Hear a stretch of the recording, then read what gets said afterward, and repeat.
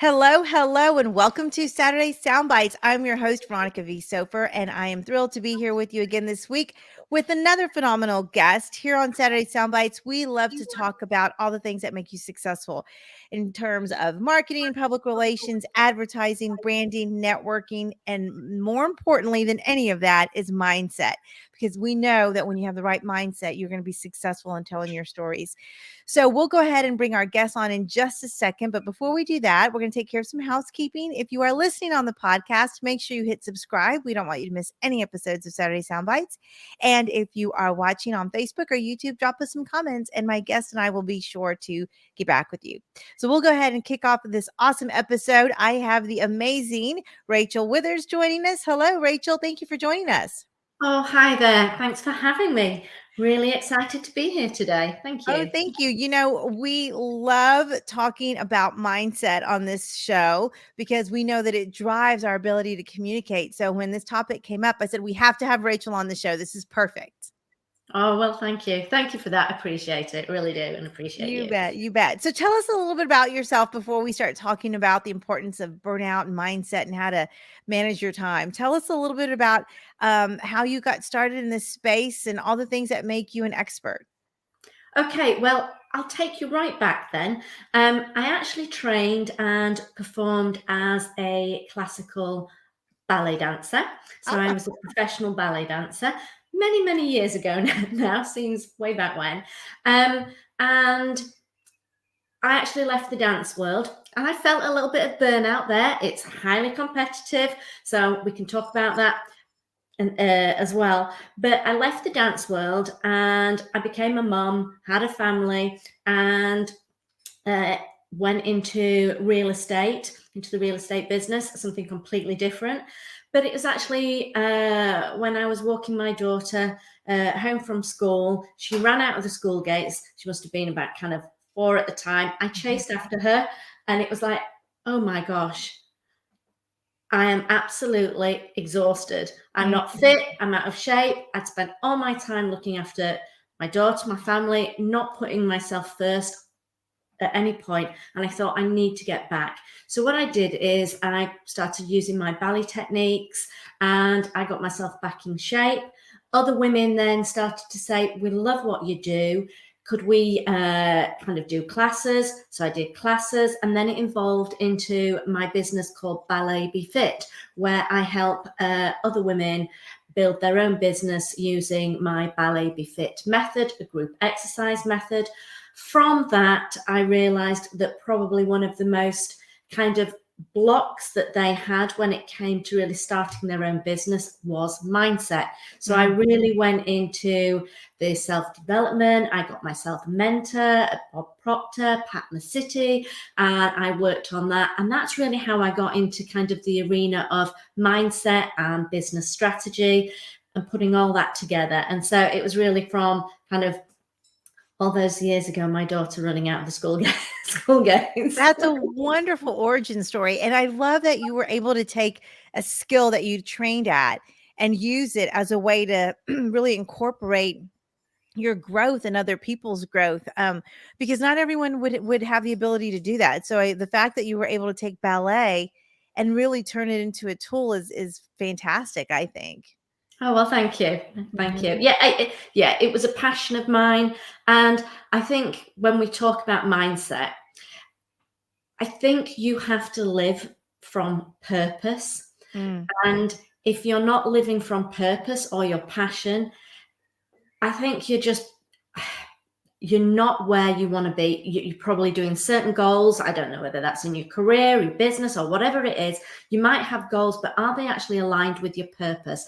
And I think that that's something that's very, very important. And as my career's evolved, my businesses have evolved, the more it's come from a place in my heart, a place in my soul, the more that I found that I'm attuned to where I need to be. I'm aligned, and that actually helps keep that resilience and that persistence to move forward in the direction that you really want to go. Yeah, absolutely. And you talk about alignment, and how do you work with folks who maybe aren't sure what they're aligned to? Because sometimes as people are trying to discover what their passions are, or reconnect to their why, or decide, like you did, to start a journey of getting fit. How do you help people connect to that when they've been so removed for a while? Well, it actually might sound a little bleak, but I actually do the exercise on actually writing your own obituary, which is based on Alfred Nobel, the Peace Prize, Science Prizes. His brother died. When his brother died, they actually published an obituary, which actually was Nobel's obituary. And it was very, very bleak. And it was really saying about him being sort of the merchant of death, because he was the inventor of dynamite. Mm-hmm. And that actually was a defining moment for him.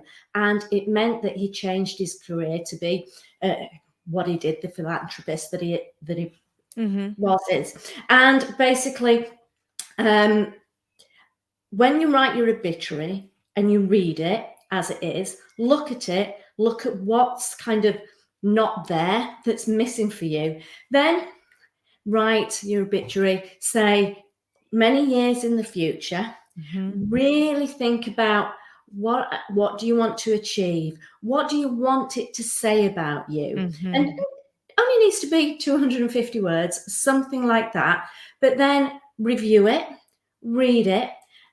Does it actually match what you're doing right now?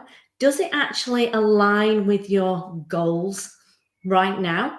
If it doesn't, think about how you're actually going to get to have that obituary that you want in the future.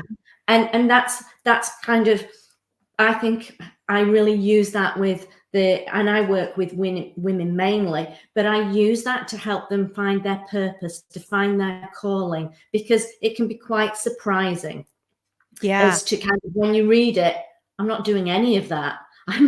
That's really kind of what, the one you've written to your future one, they can be so poles apart, really. So that's an exercise, a little bleak, I know, but I think it's an incredible exercise. I know, it sounds very powerful, and how enlightening to be able to get that kind of insight when you're not sure, what you want to focus on or how you want to focus. I think that's a great exercise.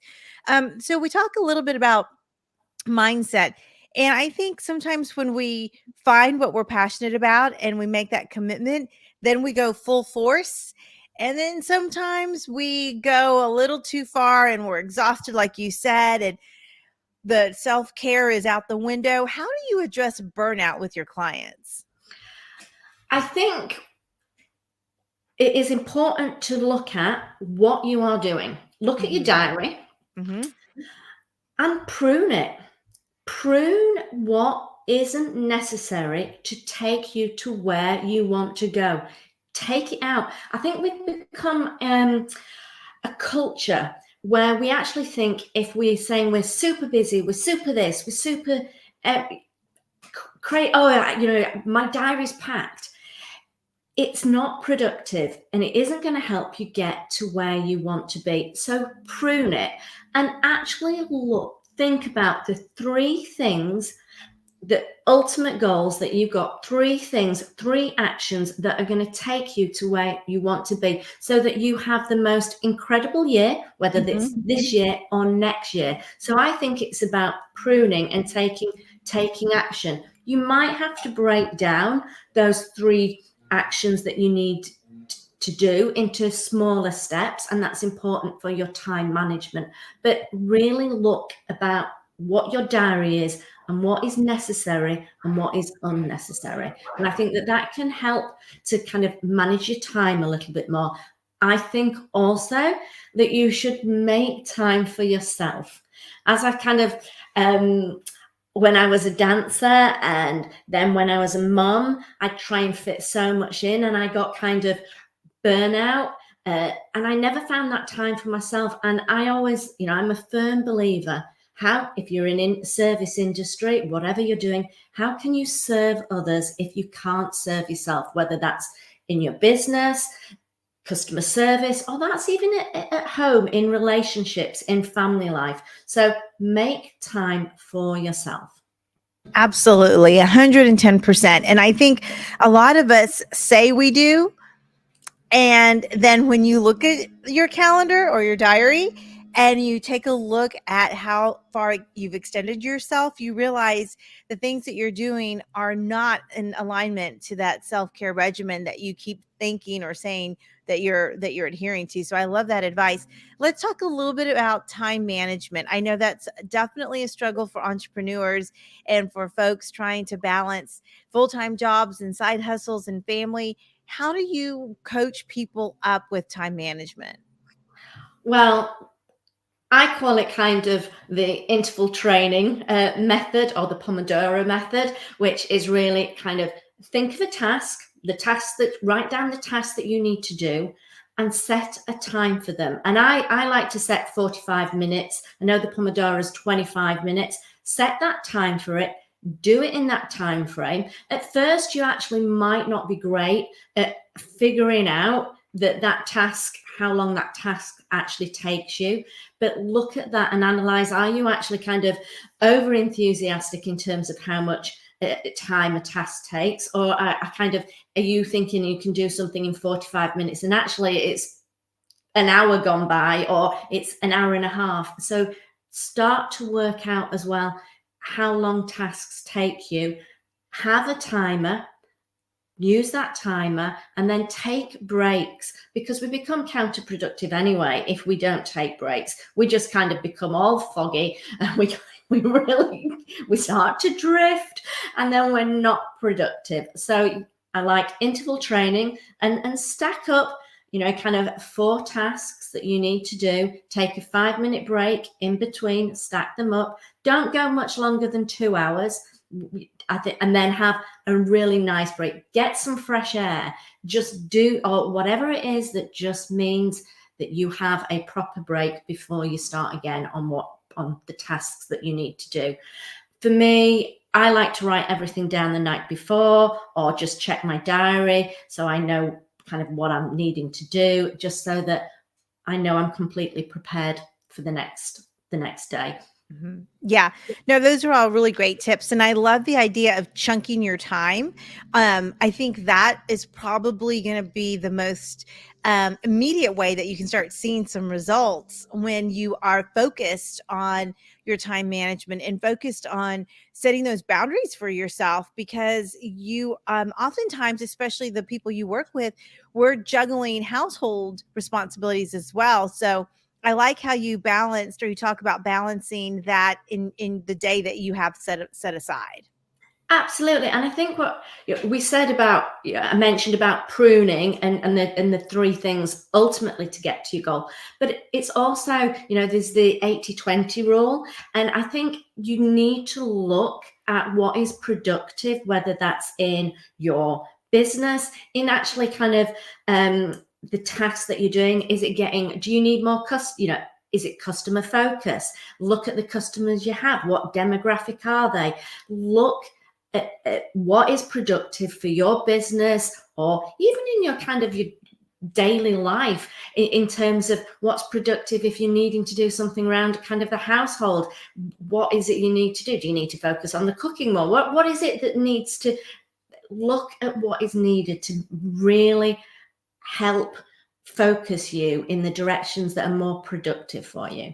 No, I think that's great advice. I mean, my goodness, Rachel, that those, if you could just implement 2 or 3 of those things in your daily life, I think most people will find great success and changing their mind shift and changing the efficiency and the work that they're doing.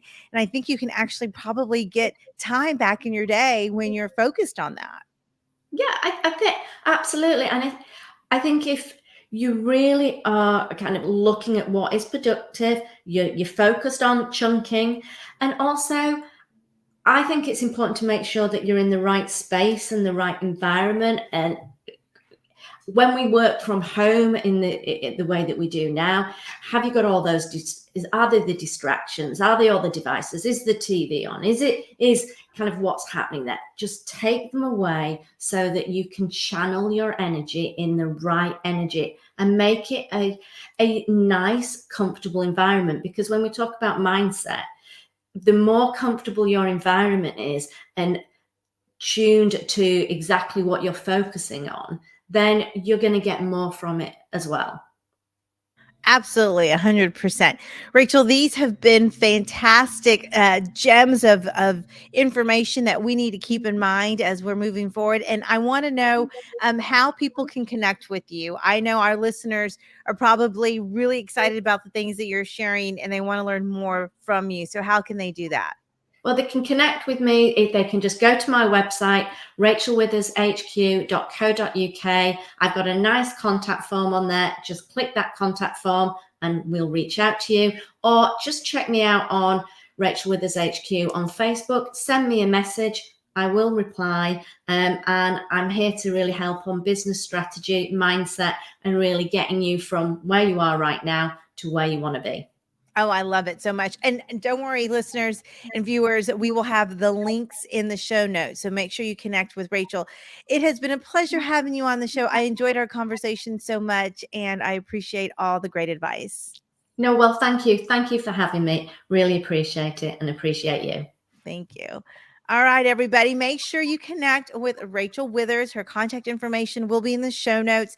It's so important to have the right mindset, have all the tools in place for you to be successful so that you can tell your story, be successful in all the things that you want to focus on, whether it's business, projects, or really just some passion things that you want to work on, because we know that that's important too. So we'll go ahead and wrap up this episode. If you are watching on Facebook or YouTube, drop us some comments. And if you are listening on the podcast, make sure you hit subscribe. We don't want you to miss any episodes of Saturday Sound Bites. And of course, you can always reach me at veronicavsofer.com. And with that, I'll wrap up this episode by sending you lots of positive energy and light.